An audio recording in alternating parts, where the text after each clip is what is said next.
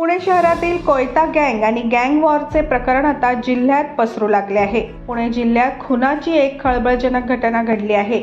या घटनेचा CCTV footage समोर आला आहे। एखाद्या चित्रपटापेक्षाही जास्त थरारक हे सीसीटीव्ही फुटेज आहे। पुणे सोलापूर राष्ट्रीय महामार्गावरील इंदापूर बाह्य वळणावर असणाऱ्या हॉटेलमध्ये ही घटना घडली। या घटनेमुळे परिसरात प्रचंड दहशत निर्माण झाली आहे।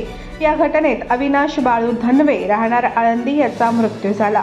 पोलिसांनी सीसीटीव्ही फुटेज जप्त केलेले आहे। पुणे सोलापूर राष्ट्रीय महामार्गावरील इंदापूर बाह्य वळणावर hotel Jagdamba pure veg family restaurant आहे। या ठिकाणी जेवण करण्यासाठी अविनाश धनवे याच्यासह 4 युवक बसलेले होते।